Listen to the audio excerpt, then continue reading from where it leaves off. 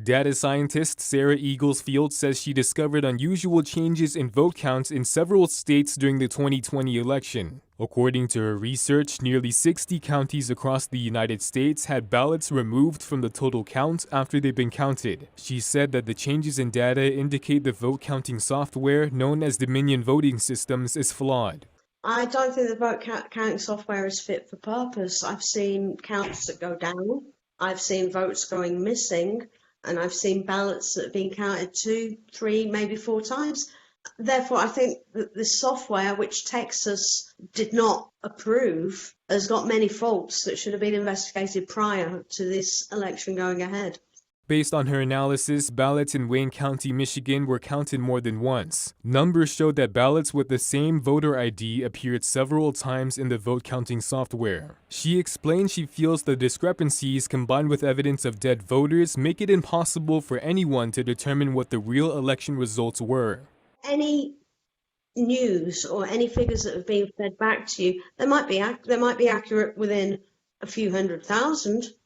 But they're not going to be the accurate result for the state unless it's been a hand count.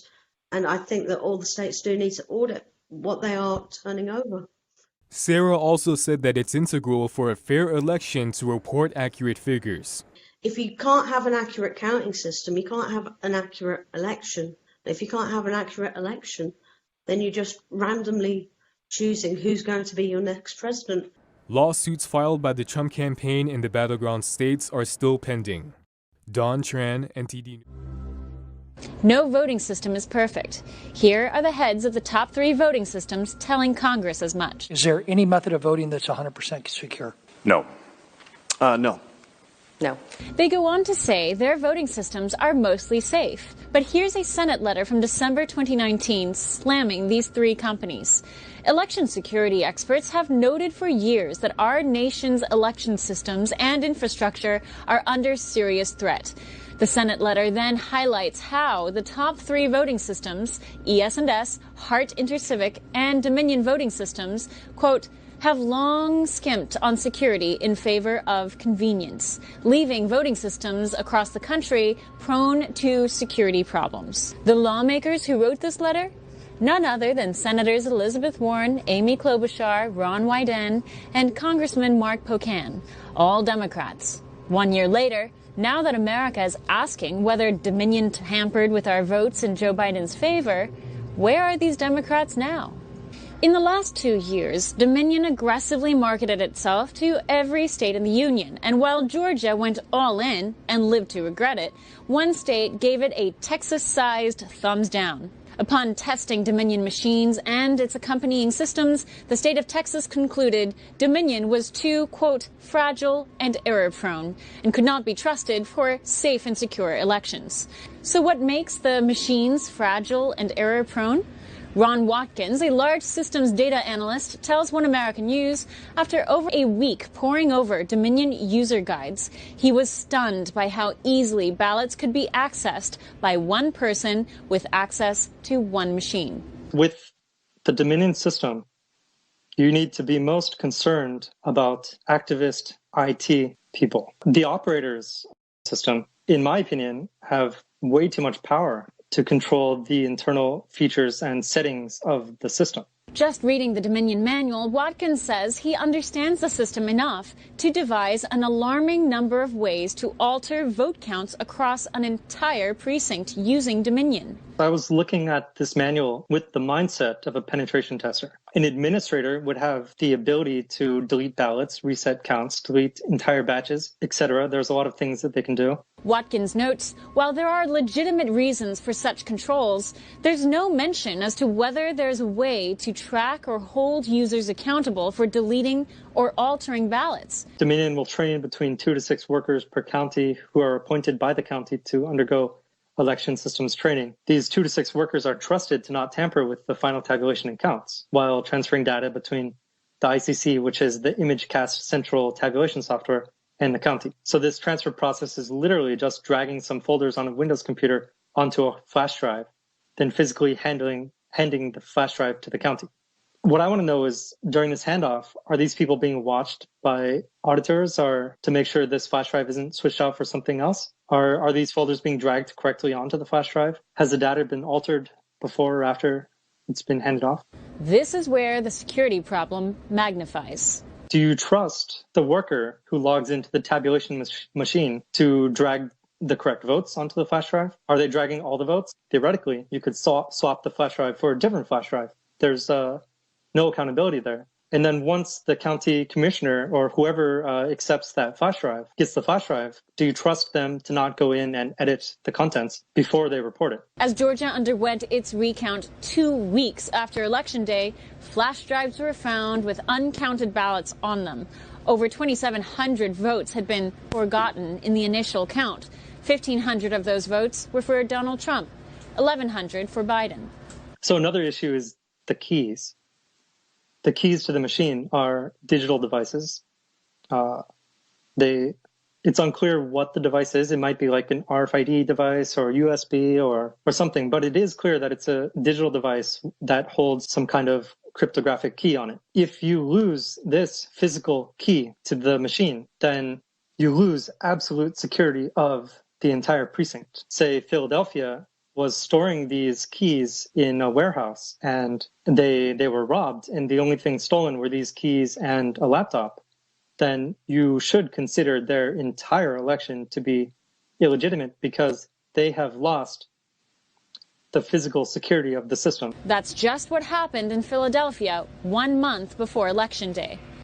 Philadelphia police are investigating after somebody broke into an election machine warehouse and stole a laptop and a USB drive. The theft happened last night at the warehouse on the 3500 block of Scotts Lane in East Falls. Officials were quick to declare this theft had nothing to do with the election and was not malicious at all. An odd declaration.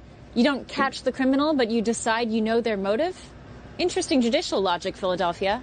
Meanwhile, local reporter posted this video on social media where he's seen walking around that same warehouse without being noticed. Whoever stole those keys in Philadelphia has admin access. Do you trust a random thief who has administrative access to the voting machine? They could have theoretically been able to make as many keys as they want for Philadelphia. On election night, Donald Trump led Joe Biden by 800,000 votes, major precincts reporting. In the dead of night, that lead disappeared. Biden overtook Trump and took the whole state of Pennsylvania by 60,000 votes. That 60,000 vote bump came from the very Philadelphia county in which the drive and laptop had been stolen. Watkins' list of concerns about Dominion's vulnerabilities went on. Watkins found it strange that algorithms for ballots with just one candidate on it, called an undervote, were so complicated. And it is unclear what happens to these ballots. The computer may or may not throw out your vote. Another concern, right after the 2018 midterms, Pennsylvania made a custom request. They requested Dominion change the system to read a straight Republican or straight Democrat ballot, but oddly, read an individual candidate separately from the rest of the straight ticket choices below. I looked at the font they're using, and it's part of the Arial family of fonts, ARIAL, which is a sans serif font. And with this font family, a capital I and a lowercase l are nearly indistinguishable on a piece of paper. The person who designs the ballot and the race could theoretically put Donald Trump in the Republican Party, not the Republican Party. And that would be a capital I instead of the L. And then everybody else on the Republican Party would just be in the normal Republican Party. In that situation, if you vote just straight party for the Republicans, then Trump would not get a vote. And there are I've been hearing a lot of issues of Trump performing poorly in heavily Republican areas. Next, Watkins says the machines are not supposed to connect to the internet, but there don't seem to be physical safeguards against connecting to internet through the store-bought laptops.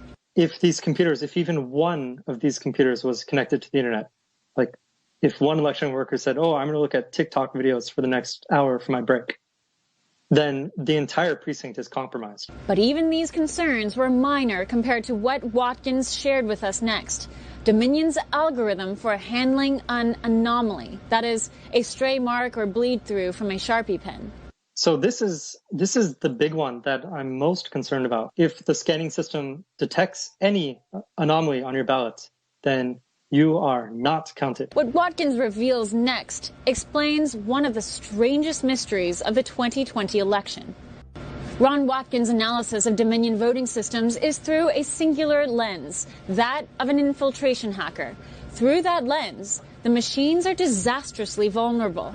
But as a systems analyst, the biggest red flag about Dominion was its algorithm where ballots with anomalies, bleed-throughs or stray marks, are set aside and not counted. What happens when your vote is not counted due to an anomaly? Then a scan of your ballot gets saved into a folder on the ICC, the ImageCast Central Tabulation System. This allows for those 2 to 6 people who are trained by Dominion to go through the folder of anomalies and either delete or verify each of the ballots inside the folder. I believe it's called vote adjudication. These workers can theoretically see which candidates have been marked as votes on these anomalous ballots before they are verified and officially cast. So it's possible they could, in theory, handpick a certain party's vote to be verified while throwing out all the others. But it's the next point that stuns Watkins most. The biggest issue here is that the system for detecting anomalies can be set up by altering gamma settings on the scanner so that every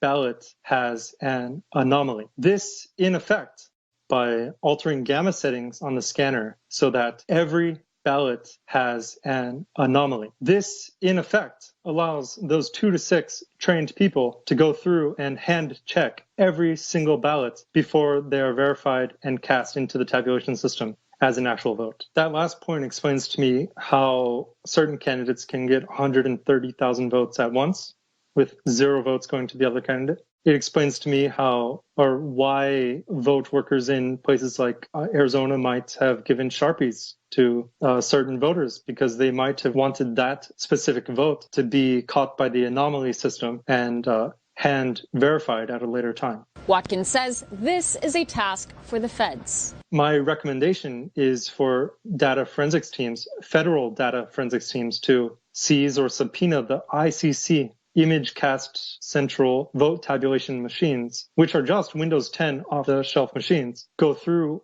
and see how many votes hit or how many votes arrived into the folder which is specifically set up for anomalies. This one bug has to affect an entire election. And it's not even a bug, this is a feature. One that would allow enormous batches by the hundreds of thousands to be decided on by a few unmonitored workers. Your vote doesn't matter in these districts with the Dominion machines in them because these 2 to 6 people trained by Dominion have ultimate control. It doesn't take a genius to realize that setting the gamma levels incorrectly makes all the battle become anomalies, which you can then go through later and adjudicate. If I was Trump, I would investigate those 2 to 6 people per county first. Watkins is of the opinion any competent hacker, thief, or paid-off poll worker could game the Dominion system and alter hundreds of thousands of votes. But a bigger question lurks. To what extent was this actually designed by the top on purpose? In September 2020, FEC United founder Joe Oldman had infiltrated Antifa to uncover journalists who were active members of the Antifa group attacking his company in Colorado. Joe, you infiltrated an Antifa conference call this past September and accidentally came upon a top Dominion voting systems executive named Eric Coomer. Describe that call and what it led you to find. It was interesting how the call started. Somebody says, "Who's Eric?" He says, "Eric's a Dominion guy." Someone actually said, "Hey, go ahead." Told him to continue speaking. And someone interrupts and says, "What are we going to do if effing Trump wins?" And Eric responds, and I'm paraphrasing this, by the way, "Don't worry about the election. Trump is not going to win. I made effing sure of that." And then they started laughing, and somebody says effing right. And so I just put a simple Google search to start, which was Eric Dominion, Denver, Colorado. And Eric Coomer came up immediately under Dominion voting systems. Turns out Eric Coomer held a top position at Dominion. With a PhD in nuclear physics, Coomer joined Dominion as vice president of engineering and holds several patents with Dominion, ensuring users can adjudicate ballots from the machines. The very function Ron Watkins pointed out as a huge red flag. After the election, Altman was sent an article highlighting Eric Coomer from Dominion. Altman started looking into Eric again. Eric was the director of strategy and security at Dominion and a shareholder in the company. When I got into his Facebook page, that's when things really started to kind of come together for me that, that Eric Coomer was this, that he was not just Antifa, he was responsible for putting his finger on the scales of our election. And Dominion seemed to be a friendly place for such anti-Trump sentiment. Coomer goes on to travel to battleground states all of 2019. Whatever they were building to coming into the 2020 election, that he made sure it happened. He made sure that that Dominion voting systems was in all the battleground states for the 2020 election. Eric shared 3 folders of screenshots capturing the disturbing profile of Eric Coomer, starting back in the 2016 election. So this is a rant. He says rant, Facebook friend land open call. If you're planning to vote for this autocratic, narcissistic, fascist, asshat blowhard and his Christian jihadist VP pick, unfriend me now. No, I'm not joking. I'm not for reason, political discourse, and healthy debate. You could see how he started to just become unhinged. So he actually talks about the fact that his work has the same mentality that he has towards being anti-Trump. Altman shares over 80 images of posts Coomer shared on his pages. The Antifa Manifesto, songs like Dead Prez, Body Count, Cop Killer, F the USA. Once Altman begins the expose, Coomer panics. He locked down everything. He scraped the internet of everything having Eric Coomer on it. So they even went into lead candy. Dominion took him off their website, removed him from the board position on their site. They've literally made Eric Coomer a ghost. As we were putting this investigation together, the public listings of employees for Dominion were fast dwindling from public purview. But we also came upon a friend of Coomer, a woman named Penelope Chester Starr. She works at Dominion too. As communications director, her resume reads Clinton Foundation and vice president of the Bill and Hillary Clinton cash cow, Teneo. Teneo booked Bill Clinton speaking engagements. Chester Starr also organizes anti-Trump rallies in Canada. These are just 2 Dominion employees of dozens more with clear anti-Trump allegiances. In Coomer's case, he was in a position of power to actually act upon his rage against Trump and Trump voters. What does he mean when he says, Trump won't win, I made effing sure of that? Nothing? According to DHS's former cybersecurity director, Chris Krebs, this was our most secure election in history. Nothing to see here. Incidentally, Krebs's now infamous most secure election in history memo was co-written with the endorsement of the Election Commission. Dominion is on that commission. Dare we dig deeper?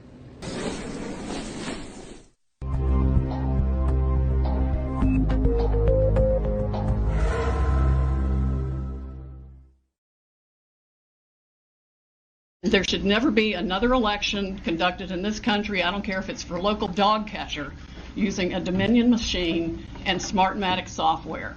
We have got to have an American company that uses paper ballots that we can all verify so every one of us can see that our vote is our vote. In the early 2000s, the election technology market had over 20 competitors.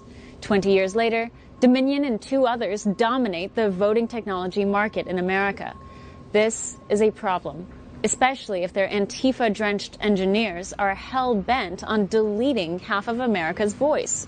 If they're saying this in the open, what are they saying behind closed doors? In 2014, Dominion partnered with the Clinton Foundation. Dominion admits this, but assures all, their partnership with the Clinton Foundation has nothing to do with how Dominion tabulates votes across America. Go ahead, believe them. Big media, big tech, and big government demand that you do. Meanwhile, citizens like Joe Oltmann, analysts like Ron Watkins, news outlets like OAN, and lawyers like Sidney Powell will keep asking the questions the FBI refuses to, and the left demands you ignore. All of you taking pictures right now, and I can anticipate what your headlines are going to be. If you are not willing to talk about the evidence that has been presented, then that is absolutely unacceptable. Well, Jenna, as you were right, I want to show the audience some of the headlines that popped out today. You were spot on. They didn't really do this. But, you know, it was funny. Not only those were the ones that were there and covered it, but I want to show you what CNN actually had to say, because they didn't actually even cover it, even though they wrote one of those headlines. Let me play you for what one of the hosts there said. It has been a bad week for the Trump legal team that actually right now is holding a press conference that is so bananas we can't even bring it to you because it's just so full of BS. The Trump legal team mission is a mission impossible. And that's even before you consider the collective lawyering abilities of this crack team that Trump has assembled: Rudy Giuliani, Jenna Ellis, Joseph DeGenova, Victoria Toensing, and Sidney Powell. Jenna, I don't mean to jam you. We don't have a ton of time left, but just tell me I mean, you predicted it. So what do you have to say about what they did based on what you told them that they would probably do? They're censoring us, and they don't want their viewers to actually hear directly from us. They can't even pronounce Joe DeGenova's name correctly, so clearly they haven't done their fact insights or research into this, but it's pure censorship. And for every person out there, if there's a network that is refusing to bring you something on the air because they want to declare it bananas, that should tell you everything you need to know about the fact-checking and actual journalism of that network. That's disgusting. Yeah, Newsmax carried it live. Jenna Ellis, thank you for coming on and breaking this down. We look forward to having you back and getting an update. Sounds good. Thanks, Sean. Political correctness operates within the same guiding principles that any hate group does. It demands that everyone look, sound, and act in a particular way. We should not be afraid to speak our minds, no matter how harsh our thoughts might be. The downfall of free speech is the downfall of a free society. In May 1991, President George H.W. Bush gave a commencement speech at the University of Michigan. In it, he identified political correctness as a threat to America. The notion of political correctness has ignited controversy across the land. And although the movement arises from the laudable desire to sweep away the debris of racism and sexism and hatred, it replaces old prejudice with new ones. It declares certain topics off limits, certain expression off limits, even certain gestures off limits.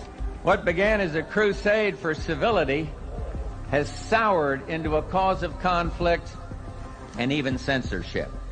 Disputants treat sheer force, getting their foes punished or expelled, for instance, as a substitute for the power of ideas. Throughout history, attempts to micromanage casual conversation have only incited distrust. They've invited people to look for an insult in every word, gesture, action. And in their own Orwellian way, crusades that demand correct behavior crush diversity in the name of diversity.